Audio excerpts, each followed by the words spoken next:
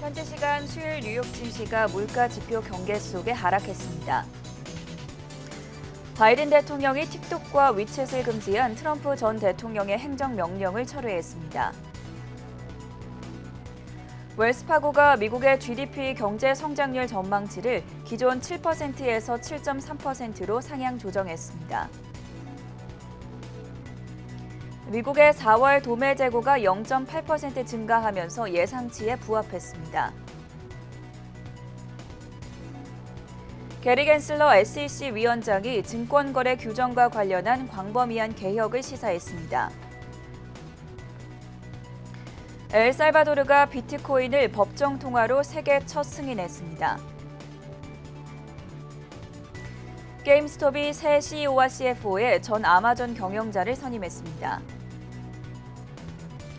문재인 대통령이 11일에서 13일 영국 G7 정상회의에 참석합니다.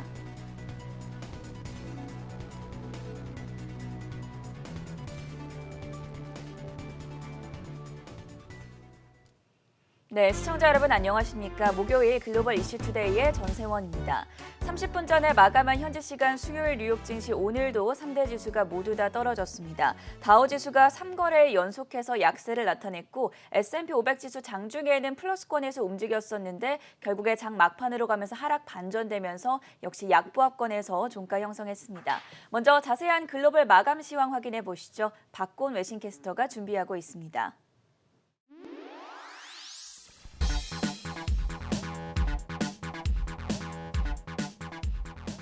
네, 뉴욕 증시 마감 시황 전해드리겠습니다. 오늘 뉴욕 증시는 5월 물가 지표를 대기하는 가운데 일제히 약세를 보였습니다. 다우 지수는 0.44% 떨어진 반면에 S&P 500 지수는 0.18% 하락, 그리고 나스닥 지수는 0.09% 내렸습니다. 이날 시장은 다음 날 발표되는 소비자 물가 지수를 대기하며 보합권에서 거래되었습니다. 전문가들은 5월 CPI가 전년 동월 대비 4.7% 오를 것으로 예상하고 있습니다. 또한 아시아 시장에서 중국의 생산자 물가가 예상보다 크게 올랐지만 소비자 물가는 예상을 밑돈 가운데 기업들이 비용 상승분을 아직 소비자들에게 전가하지 않고 있다고 풀이되며 인플레이션에 대한 우려는 다소 진정된 모습입니다. 이날 미국의 10년물 국채금리는 장중 한때 1.47%도 하회하며 100일 이동 평균선을 밑돌았습니다. 다만 장 막판에 시장은 물가 지표에 대한 경계를 드러내며 일제히 하락세를 보였습니다. 한편 이날 바이든 대통령은 틱톡과 위챗 앱 사용을 금지한 트럼프 전 대통령의 행정명령을 철회했고 외국 앱에 대한 안보 검토를 요구하는 새 행정명령에 서명했습니다. 업종별로 자세히 살펴보면 오늘 장에서는 헬스케어주와 유틸리티주가 가장 많이 오르며 선전했고 반면에 금융주와 산업재주는 상대적으로 약세를 보였습니다. 다음으로 종목별로도 보겠습니다. 오늘 천연 가스 회사 클린 에너지 퓨얼스는 새로운 밈 종목으로 지목되며 개인 투자자들의 매수세가 몰렸습니다. 주가는 30% 넘는 급등세를 보였습니다. 반면에 한동안 대표적인 밈 종목으로 랠리를 펼쳤던 AMC는 오늘 장에서 10% 넘게 하락했고 전날 강세를 보였던 클로버 헬스는 20% 넘게 떨어졌습니다. 웬디스 역시 스티펠이 투자 의견을 보유로 하향 조정한 가운데 오늘 장에서 12%대 내렸습니다. 한편 게임스톱은 새로운 CEO와 CFO직에 전 아마존 경영진들을 영입했다는 소식을 전한 가운데 0.8%대의 상승세를 보였습니다. 다음으로 제약사 머크는 미국 정부와 먹는 코로나 치료제에 대한 선구매 공급 계약을 체결했다고 밝혔습니다. 미국 보건당국의 긴급 사용 승인을 얻을 경우 약 170만 명분을 미국 내 공급하는 조건으로 미국 정부는 이 치료제의 선구매를 위해 약 12억 달러의 계약을 체결한 것으로 알려졌습니다. 오늘장 머크의 주가는 2% 넘게 상승했습니다. 다음으로 화이자는 미국이 내년 상반기까지 코로나19 예방을 위해 5억 회분의 화이자 백신을 저소득 국가에 제공할 것이라고 알려졌습니다. 주가는 2% 넘게 올랐습니다. 다음으로 전기트럭 스타트업인 노즈타운 모터스는 재정 상태 악화로 위기를 맞고 있습니다. 전날 미국 증권거래위원회의 생산 개시에 필요한 자금 부족으로 사업 유지에 대한 상당한 불확실성이 존재한다고 밝힌 후 그 전날 주가는 16% 이상 급락세를 보였었는데요. 오늘 장에서는 강부하권에서 마감했습니다. 이외에 테슬라는 0.8%대, 그리고 니오도 1% 넘게 하락하며 약세를 보였습니다. 반면에 피스커는 RBC가 피스커에 대한 종목 커버를 시작하며 시장 수익률 상회 투자 의견을 제시한 가운데 오늘 장에서 3% 넘는 상승세를 보였습니다. 다음으로 미디어 그룹인 폭스 코퍼레이션은 웰스파고의 투자 의견 상향에 힘입어 상승세를 보였습니다. 웰스파고는 폭스 코퍼레이션이 스포츠 도박 부분에 존재감이 돋보인다며 투자 의견을 비중 확대로 상향했고 목표가는 47달러로 제시했습니다. 오늘장 주가는 2% 넘게 올랐습니다. 다음으로 유럽으로 넘어가 보겠습니다. 유럽 주요 증시는 유럽 중앙은행의 정책 결정과 미국 인플레 지표를 앞두고 혼조세를 보였습니다. 독일 닥스 지수는 0.38% 떨어졌고 영국 증시는 0.2% 하락한 반면에 프랑스 깍그 지수는 0.19% 올랐습니다. 마지막으로 상품 시장도 보겠습니다. 국제유가는 미국의 원유 재고가 3주 연속 감소했음에도 차익 실현 매물과 휘발유 재고 증가 소식에 하락세를 보였습니다. WTI 가격은 0.1% 떨어진 69달러 선에 마감했고 브렌트유는 0.29% 하락한 72달러 선에 거래되었습니다. 그리고 금 가격은 미국의 물가지표 발표를 앞두고 국제 수익률이 하락세를 보인 가운데 상승세를 보였습니다. 오늘장 금 가격은 0.1% 오른 1,895달러 선에 마감했습니다. 오늘장 마감 시황 전해드렸습니다.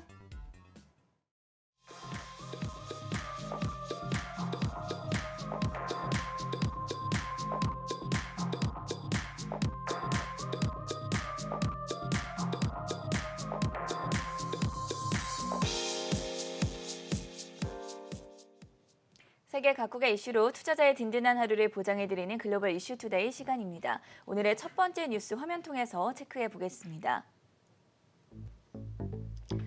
바이든 대통령이 틱톡과 위챗의 사용을 금지한 트럼프 전 미국 대통령의 행정명령을 철회했습니다. 트럼프와 노선이 다른 바이든식 중국의 견제 방안에 대해서 여러 가지 의견이 나오고 있는데요. 박찬희 캐스터, 이번 행정명령 철회 그리고 대신에 다른 방안을 내놓았다고 들었는데 어떤 내용이었습니까? 네, 간밤 바이든 대통령이 중국 메신저 틱톡과 위챗에 대해 트럼프 전 대통령이 내렸던 금지 명령을 철회했는데요. 대신 중국을 비롯한 적대국과 연관된 앱에 대해서는 면밀한 조사에 들어갈 예정입니다. 기사를 보면 앞서 트럼프 전 대통령은 작년 8월에 이 기업들의 미국 내 사용을 금지하는 행정명령을 내린 바 있는데요. 바이든 대통령은 틱톡과 위챗의 금지 명령을 취소하되 미 상무부가 해외 적대국과 관련된 앱에서 국가안보 위협을 파악하도록 하는 행정명령을 새로 발령했습니다. 현재 바이든 대통령은 지난 1월 취임 이후 꾸준히 중국발 위협을 차단하기 위한 조치를 계속 취하고 있는데요. 이달 4일에는 중국 방산업체와 연관된 중국 기업 59곳에 대해 미국인과 기업의 투자를 금지하는 행정명령을 내린 바 있습니다. 바이든 정부는 지난 8일에도 반도체 같은 핵심 산업의 공급망 평가 결과를 발표하면서 중국 견제 의지를 표명했는데요. 바이든 정부는 미국 제조업을 키우는 동시에 동맹국들과의 협력을 통한 공급망 다변화로 중국 의존도를 줄이겠다고 전했습니다. 한편 미국은 유럽연합과도 친목을 도모하고 있는데요. 다음 기사를 보면 바이든 대통령은 다음 주 15일 EU 정상회의에 참석해서 유럽연합과 함께 중국과 러시아에 대한 공동 견제에 나설 전망입니다. 양측은 정상회담을 앞두고 준비 중인 성명 초안에서 올해 12월 전까지 미국이 유럽에 부과한 철강 관세를 철폐하고 7월 중순까지 양측 항공기 제조사에 대한 보조금 지급을 둘러싼 충돌도 정리하기로 했는데요. 미국과 유럽연합이 트럼프 전 대통령 때 벌어졌던 무역 분쟁에 마침표를 찍는 일에 돌입한 것으로 보입니다. 네, 트럼프 대통령과 다른 노선을 걷고 있는 대중국 강경 정책을 펼치고 있는 바이든 행정부의 새로운 방안에 대해서 살펴봤고요. 두 번째 이슈로 넘어가 보겠습니다. 백신과 관련한 다양한 소식이 올라와 있습니다. 주사가 아닌 먹는 코로나 치료제가 풀린다는 보도가 나왔는데요. 강다은 캐스터가 전해주시죠. 네, 이제 코로나19 치료제를 입으로 먹을 수 있다는 보도가 전해져 왔습니다. 미국 정부가 미국과 캐나다 외 국가에서는 MSD로 알려진 티커 MRK, 미국 머크사가 개발한 경구용 코로나19 치료제 몰누피라비르 선구매 계약을 체결했는데요. 머크는 몰누피라비르가 미국에서 긴급 사용 승인 또는 FDA 허가를 받는 즉시 약 170만 명분을 공급하는 내용으로 미국 정부와 12억 달러 상당의 계약을 체결했다고 밝혔습니다. 현재 머크는 최근 몰누피라비르 2상을 끝내고 임상 3상 시험을 진행 중입니다. 코로나19 확진 외래 환자를 대상으로 진행되는 임상 3상은 하루 2번 입으로 먹는 방법으로 5일 동안 복용하는 방식입니다. 만약 3상 최종 임상에서 긍정적인 결과가 도출될 경우 이르면 올 하반기 긴급 사용 승인을 신청할 계획이라고 밝혔는데요. 한편 유럽연합과 미국은 오는 15일로 예정된 EU 미국 정상회의에서 코로나19 백신과 의약품의 수출 제한 제한을 축소하는 데 합의할 예정입니다. 로이터 통신에 따르면 EU와 미국 정상회의 공동문서 초안을 입수했다며 미국이 앞서 지지한 코로나19 백신 특허권의 의무적인 포기에 대한 언급은 없었다고 덧붙였습니다. 지난달 조 바이든 미국 대통령은 코로나19 백신 지식 재산권 면제를 공개 지지했지만 EU는 이에 반대하면서 미국이 먼저 원료 수출 제한을 풀라고 촉구해왔는데요. 이번 정상회의에서 조 바이든 미국 대통령은 샤를 미셸 EU 정상회의 상임의장, 우르줄라 폰데어라이엔 EU 집행위원장과 만나서 백신과 의약품 생산 능력을 높이기 위한 공동 태스크포스를 설치하는 데 합의할 예정입니다. 또 15일에 예정된 EU 미국 정상회의 이전에 바이든 대통령은 현지 시간 10일로 예정된 G7 정상회의에서 발표할 내용 일부를 먼저 공개했는데요. 외신 보도에 따르면 미국은 내년 상반기까지 코로나19 예방을 위해 5억 회분 분량의 화이자 백신을 저소득 국가에 제공할 예정입니다. 기사를 보면 5억 회분 가운데 2억 회분은 올해 중 나머지는 내년 상반기까지 제공될 예정입니다. 앞서 미국은 아스트라제네카 백신과 미국 정부가 승인한 백신 등 모두 8천만 회분의 백신을 전 세계에 제공하고 이달 말까지 구체적인 공급 계획을 발표하겠다고 밝힌 바 있는데요. 그 계획을 빠르게 실천하는 모습 확인할 수 있었습니다. 미국이 무려 5억 회분의 백신을 푸는 건 본격적인 백신 외교가 시작했다라는 평가가 나오고 있는 만큼 화이자 관련 소식 체크해 보시면 좋을 것 같고요. 세 번째 이슈 넘어가 보도록 하겠습니다. 오늘 밤에 드디어 발표가 됩니다. 5월 CPI가 발표가 되는데 관련해서 미국의 소비 지출이 37년 만에 최대를 기록할 것이라는 전망이 나왔습니다. 박찬희 캐스터 전망과 함께 분석들 전해주시죠. 네, 미국의 소비 지출이 1984년 이후 약 37년 만에 가장 빠른 증가세를 기록할 것으로 예상됐습니다. CNBC 기사를 보면 미국 최대 소매업 연합 중 하나인 전미소매협회는 올해 미국의 소비 지출이 1984년 이후 가장 빠른 성장세를 기록할 것이라고 전망했습니다.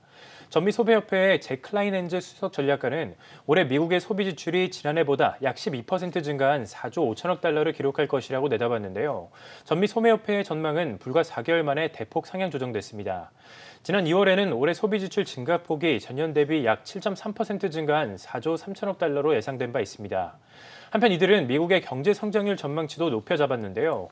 지난 2월에는 4.7% 성장을 예상했지만 7% 수준까지 높아질 것으로 전망을 수정했습니다. 전미소매협회는 미국의 GDP가 이번 분기 중에 코로나19 팬데믹 이전 수준을 회복할 것으로 기대했는데요. 클라인엔즈 전략가는 정부의 대규모 재정 지원이 미국 경제와 소비자들에게 직접 흘러들어가고 있다면서 덕분에 소비자들의 소비 욕구가 예상보다 빠르게 회복되고 있다고 설명했습니다. 그는 경제가 빠르게 안정되고 있다는 것을 보여주는 확실한 신호들이 나타나고 있다고 덧붙였습니다. 여기에 소매업체들의 1분기 호실적 역시 전미소매협회의 긍정적인 전망에 힘을 실어줬는데요. 얼마트와 리바이스, 메이시스 같은 여러 소매업체들이 최근 실적 발표에서 강력한 회복세를 보여줬고 올해 실적 가이던스도 잇따라 상향 조정하고 있습니다. 소매업체들은 백신 접종 확대에 힘입어 소비자들의 보복 소비 심리가 커지고 있다고 설명했습니다. 한편 이에 따라 물가 상승 우려도 커질 것이라는 지적이 나왔는데요. 오늘 밤 발표되는 미국의 5월 소비자 물가 지수를 주목할 필요가 있겠습니다. 네, 5월 CPI 지수 계속해서 전해드리고 있는 만큼 오늘 밤에 발표가 됩니다. 관련해서 계속 주시할 필요가 있겠고요. 네 번째 비트코인 이슈로 넘어가 보겠습니다.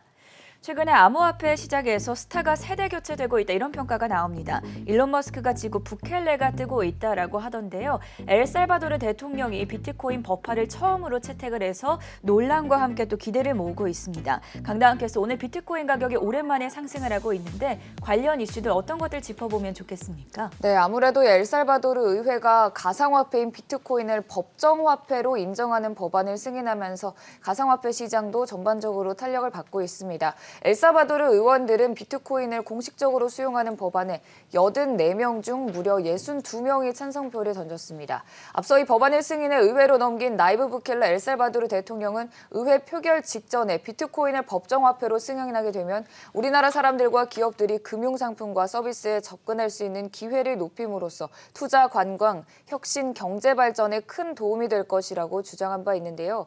또 정부가 비트코인을 통한 매 거래 시점에 이를 달러 가치로 환산될 수 있도록 보장할 것이라고 덧붙였습니다. 엘살바도르는 거의 70%의 국민들이 은행 계좌나 신용카드를 가지고 있지 않은 전형적인 현금 경제 시스템인데요. 특히 해외 거주 노동자들의 본국 송금은 엘살바도르 국내 총생산의 20% 이상을 차지하고 있습니다. 그런데 이들 노동자들이 고질적인 인플레이션으로 송금에 어려움을 겪고 있고 또 10%에 달하는 송금 수수료도 물어야 하는 상황이라는 건데요. 이 같은 상황에서 인플레이션 해지가 가능하고 송금 수수료도 없는 비트코인이 좋은 대안이 될 수 있다는 분석이 나오고 있습니다. 다만 외신들은 비트코인의 가격 변동성이 심해서 법정 화폐로는 부적절할 수 있다는 의문을 제기하고 있는 상황인데요. 엘살바도르가 향후 이번 법안을 성공적으로 추진할 수 있을지 불확실하다며 계속해서 지켜봐야겠다는 보도가 나오고 있습니다. 또 일각에선 이번 법정화폐 인정으로 IMF와의 협상이 어려워질 수 있다는 관측도 나오고 있습니다. 엘살바도르는 10억 달러의 구제 금융을 필요로 하고 있는 상황입니다. 여전히 부정적인 전망 나오고 있는 상황입니다. 블룸버그 통신은 비트코인의 2만 달러대 진입이 가시권에 들어올 수 있다고 보도하기도 했는데요. 비트코인과 관련해서 부정적인 전망과 긍정적인 전망이 엇갈리게 나오고 있는 가운데 오늘 가상화폐 시장은 전반적으로 탄력받았습니다. 어제 3만 2천 달러까지 떨어졌던 비트코인은 3만 5천 달러 회복한 모습이고요. 이와 관련해서 여러 전망들이 나오고 있는데요. 우선 에버코어는 비트코인의 추가 하락 시 2만 달러대가 잠재적인 가격 수준이라고 전망하기도 했고요. 일각에서는 3만 달러를 저항선으로 보고 이 부분이 깨졌을 시에는 대규모 매도세가 출현할 수 있다는 전망 역시 나오고 있는 상황입니다. 비트코인이 엘살바도르에서 세계 최초로 법정 통화로 채택됐다라는 소식 전해드렸고요. 마지막 뉴스까지 확인해 보시죠.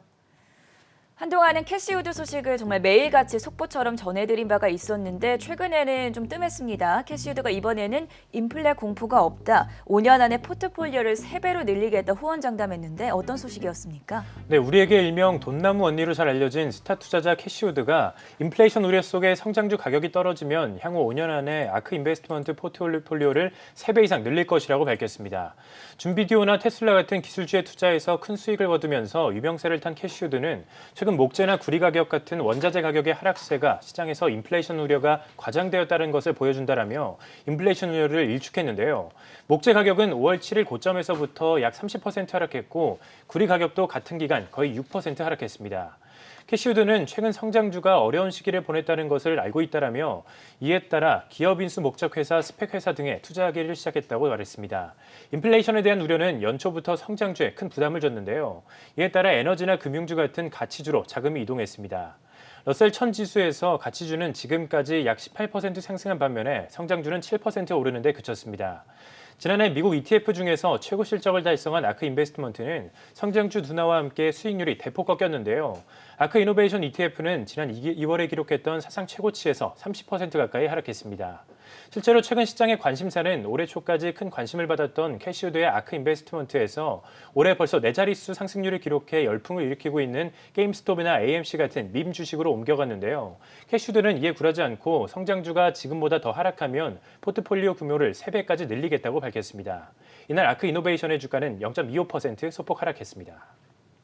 박찬희 그리고 강당 외신캐스터와는 여기서 인사드리겠습니다. 수고하셨습니다.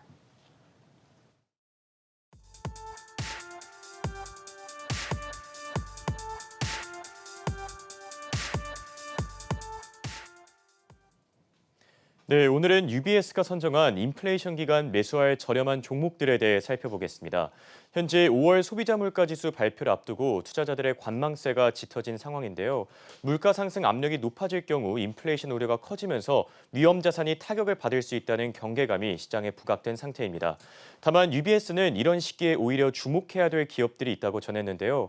인플레이션 기간에는 안정적인 마진을 올리는 주식에 투자해야 된다면서 특히 강력한 가격 결정력을 가지고 있는 회사들에 집중해야 된다고 강조했습니다. 이는 가격 결정력이 높은 기업의 경우 물가 상승률보다 제품 또는 서비스 가격을 올리더라도 고객이 이탈하지 않기 때문인데요. 투자의 규제 워런 버핏과 골드만삭스 역시 UBS와 동일한 의견 제시하면서 가격 결정력이 큰 기업들을 주시하고 있는 상황입니다. 그럼 UBS가 리스트에 담은 종목들 하나씩 확인해 보겠습니다. 네, 목록에 가장 먼저 오른 건 커뮤니케이션 자재 그리고 소비재 섹터부터 다양한 기업들이었는데요. 다만 UBS는 금융과 에너지 유틸리티주는 리스트에 포함시키지 않았다고 밝혔습니다. 우선 목록 상단에 위치한 건 IT 기업 IBM과 세일즈포스였습니다. UBS는 두 기업의 가격 결정력이 특히 돋보였다고 전했는데요. 양사가 코로나19 팬데믹 이후의 상황을 잘 대비하고 있다면서 하이브리드 작업 방식을 사내에서 도입하고 있는 점을 긍정적으로 평가했습니다. 현재 IBM의 경우엔 올해 20% 가까이 오르면서 2월부터 계속해서 상승 흐름 이어가고 있는데요. 다만 마켓워치에서 집계한 IB들의 투자 의견은 현재 보유로 제시된 상태입니다. 한편 세일즈포스 역시 지난 한 달 동안 12% 넘게 상승하면서 좋은 모습 보여주고 있는데 리스트에 오른 종목들 가운데 유일하게 매수 의견 받은 상황입니다. 이 외에도 자동차 부품 소매업체 오레일리 오토모티브와 오토존도 목록에 올랐는데요. 오레일리 오토모티브 같은 경우엔 모건 스탠리와 뱅크 오브 아메리카 포함해 최근 몇 달 동안 여러 차례 월가 IB들의 주목을 받은 만큼 포트폴리오 구성 시 참고하시기 바랍니다. 이어서 UBS가 주목한 종목은 익스피디아였습니다. UBS는 최근 바이든 정부가 해외여행 금지와 관련된 규제를 완화하면서 익스피디아가 강한 가격 결정력을 소유하게 됐다고 전했는데요. 이 같은 조치가 앞으로 주가에 긍정적인 영향을 끼칠 것으로 예상된다면서 인플레이션 기간 특히 주목해봐야 된다고 밝혔습니다. 또 대표적인 필수 소비재인 코카콜라와 에스티로더도 리스트에 올랐는데요. UBS는 올 여름 경제가 재개되고 마스크 착용 의무 사항이 완화됨에 따라 에스티로더의 가격 결정력이 더 높아질 거라고 전망했습니다. 마지막으로 부동산 투자회사 보나도 리얼티 트러스트도 표에 담겼는데요. 최근 한 달 동안 12% 넘게 오르면서 좋은 흐름 유지하는 점 참고하시기 바랍니다. 네, 이렇게 오늘은 UBS가 주목한 인플레이션 시기 매수할 종목에 대해 살펴봤고 다음 내용은 전가은 캐스터가 전해드리겠습니다. 네, 코로나 때문에 미용과 관련한 문화가 많이 바뀌었습니다. 사람들이 대체로 집에 있으며 향수나 메이크업 제품 사용이 확실히 줄었고 또 밖에 나가더라도 마스크를 장시간 착용하면서 색조 화장이 줄었습니다. 이런 영향으로 2020년 향수 부문 매출이 전년 대비 50억 달러나 감소하면서 화장품 산업에 우려 섞인 눈길을 던지는 사람들이 많았는데요. 하지만 뱅크 오브 아메리카는 포스트 코로나 수혜주로 화장품, 특히 향료에 주목하라고 말합니다. 연간 매출 10억 달러를 달성할 거라며 뱅크 오브 아메리카가 매수 의견 제시한 화장품 기업들을 살펴보겠습니다. 네, 첫 번째 기업은 로레알입니다. 1900년대 초 프랑스 파리에서 염색제 판매로 시작해 지금은 색조 화장품, 향수, 전문가용 제품, 피부관리 제품 등 4개 사업부를 운영하는 넘버원 뷰티 기업입니다. 뱅크 오브 아메리카는 향료 부분을 특히 유망하게 봤습니다. 로레알은 프라다나 발렌티노 같은 패션 브랜드와 비즈니스 라이선싱 계약을 맺고 향수를 제조하는 업계 1위 업체이기도 한데요. 로레알 작년에 전체 매출의 10%인 340억 달러가 향수 사업에서 나왔습니다. 다음은 프랑스 명품 그룹 루이비통 모에 헤네시입니다. 향료 업계에서 12% 정도의 점유율을 자랑을 하고 있는데요. 지난해 지방시와 겔랑, 디올과 같은 브랜드들이 매출에 크게 기여했습니다. 뱅크 오브 아메리카는 이 회사가 하청업체를 통해 향수를 제작하고 자사 브랜드를 붙여 판매하는 방식이 아닌 자체 향수를 만드는 것을 좋게 봤는데요. 루이비통 모에 헤네시가 가진 브랜드 가치와 품질을 높게 평가했습니다. 스위스 대표 향수 기업 지보단 또한 목록에 올랐습니다. 지보단이 자사만의 독보적인 향을 개발한 점을 유망하게 봤는데요. 분석가들은 특히 지보단이 특허를 낸 아로마 향이 매출에 크게 기여할 것으로 기대를 하고 있습니다. 네, 마지막은 미국의 향료 기업인 인터내셔널 플레이버스 앤 프레그런스입니다. 분석가들은 이 IFF의 시장 점유율이 20% 정도로 회사가 안정적인 수익 구조를 가졌다고 말했습니다. 이어서 이 회사가 고급 향수 사업 매출이 총 매출의 절반 이상일 거라며 좋게 평가했습니다. 화면 통해 보시면 각각 상장한 거래소는 다르지만 네 회사 모두 올해 들어 성장률도 꽤나 굳건했다는 점 확인하실 수 있습니다. 지금까지 포스트 코로나 소외주로 꼽힌 화장품 기업들 알아봤습니다. 목요일 글로벌 이슈투데이가 준비한 시간 여기까지고요. 저희는 잠시 후 굿모닝 투자의 아침으로 돌아오겠습니다.